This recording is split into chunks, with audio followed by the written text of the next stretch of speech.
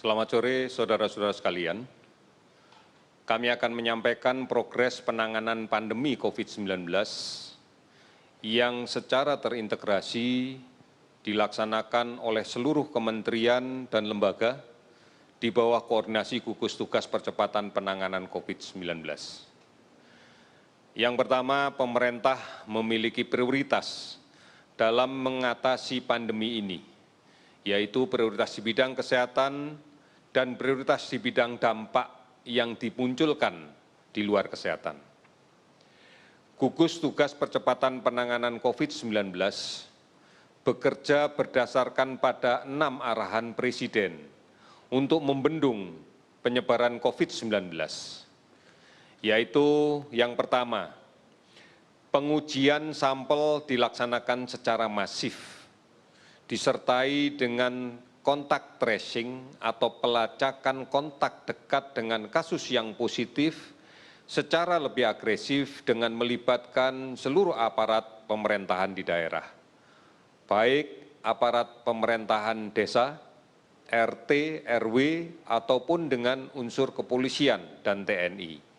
Ini tujuannya adalah untuk secara komprehensif kita bisa menemukan kontak tracing dan kemudian dilaksanakan screening terhadap kontak tracing tersebut, sehingga jika didapatkan kasus yang kemudian positif atau kasus yang kita duga memiliki gejala ke arah positif, bisa kita tindak lanjuti dengan isolasi yang ketat.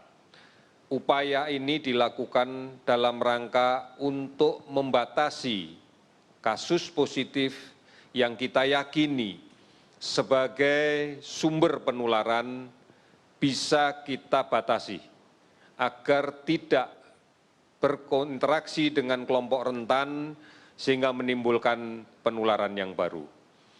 Kita sudah bisa menguji sampai dengan 17.900 sampel pada hari ini. Kita akan terus meningkatkan kapasitas ini.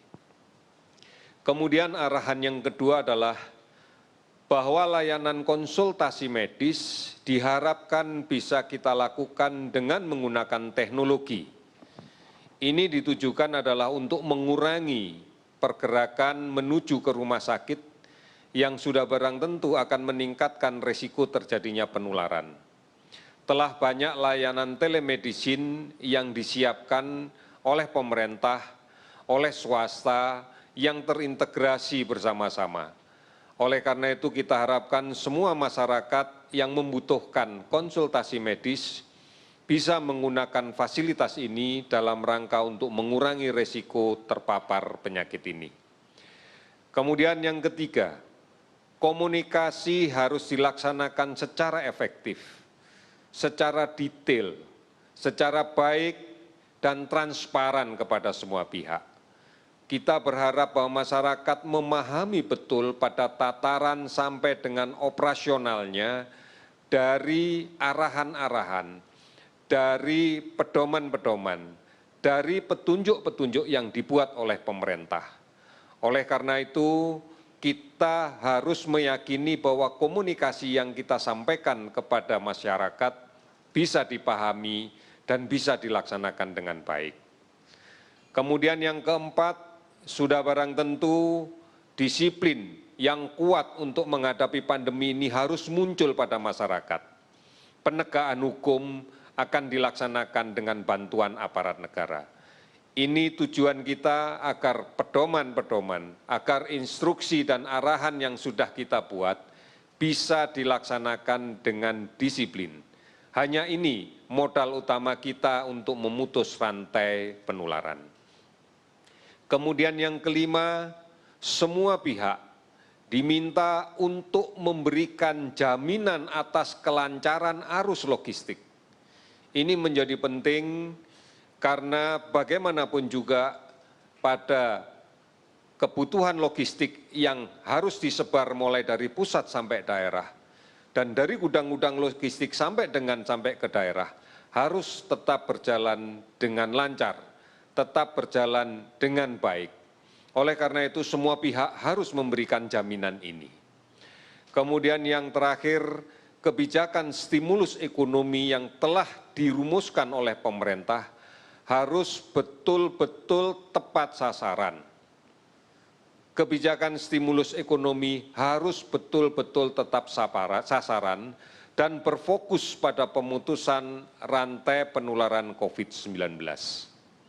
Saudara-saudara, kami berterima kasih atas kesabaran dan kemauan bekerja sama, karena kesabaran dan gotong royong kita saat ini sedang diuji. Mari kita siapkan stamina sosial kita dalam menghadapi ujian yang tidak ringan ini. Oleh karena itu, sudah pada saatnya tenggang rasa, gotong royong, dan saling melindungi yang merupakan jati diri bangsa Indonesia, saat inilah kita tunjukkan. Saat inilah kita buktikan. Saudara-saudara, tantangan risiko kesehatan dan dampaknya dalam kehidupan sosial ekonomi sudah cukup berat.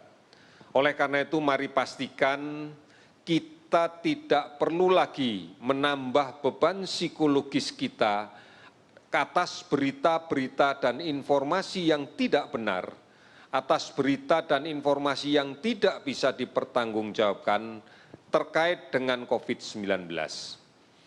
Kementerian Komunikasi dan Informasi terus-menerus melakukan pendeteksian terhadap sebaran-sebaran berita yang tidak bisa dipertanggungjawabkan yang berada di internet. Sudah ribuan sebaran hoax yang muncul di jejaring internet kita. Penegak hukum dalam hal ini Polri tengah menangani permasalahan ini dan terus akan melakukan penindakan terkait dengan sebaran berita yang justru hanya menimbulkan kepanikan, ketakutan, dan ketidaktenangan pada masyarakat. Oleh karena itu, mari bersama-sama kita tetap untuk berada dalam jalur informasi yang benar, jalur informasi yang bisa dipertanggungjawabkan, jalur informasi yang resmi diberikan oleh pemerintah dan diberikan oleh para ahli. Banyak online yang bisa kita akses, banyak informasi yang bisa kita akses, baik di covid19.go.id, hotline 119, WhatsApp COVID-19, Halo Kemkes di 15567, serta banyak sekali layanan aplikasi online dan layanan-layanan telemedicine yang lainnya.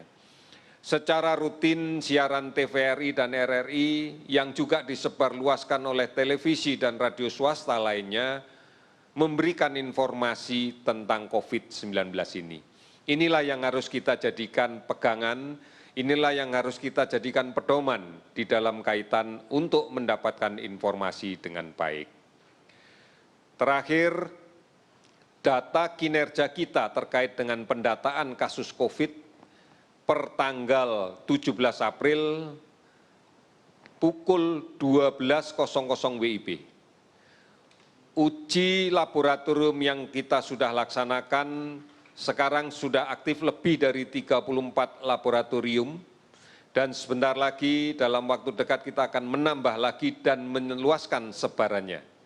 Spesimen yang diperiksa sudah lebih dari 42.000. Kasus yang diperiksa lebih dari 37.000. Hasil positif sampai dengan saat ini pada pukul 12 tadi adalah 5.923 orang. Hasil negatif 31.211 orang. Sementara kewaspadaan kita terhadap orang dalam pemantauan yang kita betul-betul harus perhatikan ada lebih dari 173.000. Pasien dalam pengawasan ada 12.610 yang nantinya ini akan menjadi prioritas untuk dilaksanakan pemeriksaan dengan PCR yang real time. Konfirmasi positif COVID-19 adalah 5.923.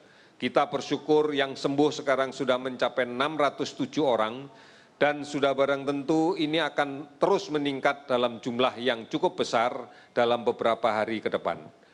Kasus meninggal 520 orang. Seluruh provinsi di tanah air ini sudah terdampak, 34 provinsi. kabupaten kota terdampak ada 214 kabupaten. Kalau kita perhatikan sebaran pasien sembuh yang paling banyak adalah berada di DKI Jakarta 204 pasien, di Jawa Timur 94 pasien, Sulawesi Selatan 43 pasien, Jawa Barat 41 pasien, Bali dan Jawa Tengah sama-sama 36 pasien. Namun total di 29 provinsi yang lainnya jumlahnya adalah 607 pasien. Rincian itu bisa kita bagi sebagai berikut. Kasus terkonfirmasi positif pada hari ini sebanyak 407 pasien, sehingga jumlahnya menjadi 5.923 pasien. Pasien sembuh ada 59 pasien, sehingga total menjadi 607 pasien. Pasien meninggal 24 orang sehingga menjadi 520 pasien. Saudara-saudara, ini gambaran yang harus kita lihat secara utuh bahwa penularan masih terus terjadi. Ini sudah menjadi bencana nasional. Oleh karena itu, mari berpartisipasi lebih banyak dan lebih serius. Karena ini adalah masalah kita bersama. Hanya kita secara bersama-sama yang bisa menyelesaikan permasalahan ini. Pastikan kita tidak tertular dan tidak menulari. Mari kita sebarluaskan dan laksanakan penggunaan masker. Maskerku melindungi kamu, maskermu melindungi aku. Sekali lagi, ini yang harus kita lakukan. Maskerku melindungi kamu dan maskermu melindungi aku. Hargai dan bantu mereka yang melaksanakan isolasi mandiri. Jangan diskriminatif terhadap pasien COVID-19 yang sudah sembuh. Dan kita tidak boleh menolak jenazah COVID-19. Tunjukkanlah bahwa ini adalah hakikat jati diri kita sebagai bangsa Indonesia yang memiliki nilai-nilai kemanusiaan yang luhur. Saudara-saudara sekalian, lawan COVID dengan tingkatkan imunitas diri kita. Makan yang bergizi, sabar dan tenang, istirahat yang cukup dan teratur. Tidak panik dan jaga hati kita tetap gembira. Jaga jarak, pakai masker, jangan sentuh mata, hidung, mulut sebelum mencuci tangan dengan menggunakan sabun dan air yang mengalir. Gotong royong dan bersatu melawan COVID dari pusat sampai ke daerah, sampai ke desa, sampai ke RT, sampai ke keluarga. Rumah adalah benteng kita. Kita harus mewaspadai pada pola-pola pancaroba seperti saat ini. Secara klasikal kita bisa mendapatkan gambaran peningkatan pasien demam berdarah. Oleh karena itu, inilah saat yang paling baik bagi kita untuk tetap bersama di rumah. Bersama keluarga kita lakukan pemberantasan sarang nyamuk. Bersama keluarga kita lakukan pemantauan detik di rumah kita. Bersama keluarga kita jaga kebersihan.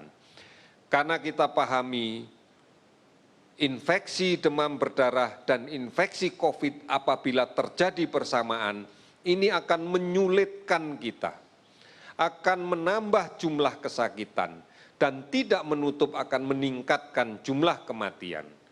Oleh karena itu, ini yang menjadi penting untuk kita pahami.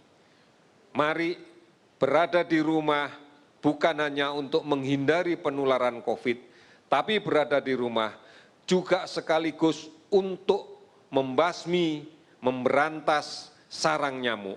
Karena kita akan berhadapan dengan infeksi yang lain yang secara iklim, secara cuaca memberikan gambaran yang meningkat di musim-musim pancaroba. Waspada terhadap demam berdarah. Di rumah lakukan pembersihan sarang nyamuk. Kita lakukan ini dengan keluarga kita bersama-sama. Kita bisa, karena kita bisa menjadi teladan untuk lingkungan kita. Kita bisa melindungi orang lain. kita bisa menjadi pahlawan untuk tetangga-tetangga kita. Oleh karena itu, yakinlah seyakin-yakinnya bahwa Allah akan meridhoi upaya kita. Kita pasti bisa. Sekian dan terima kasih.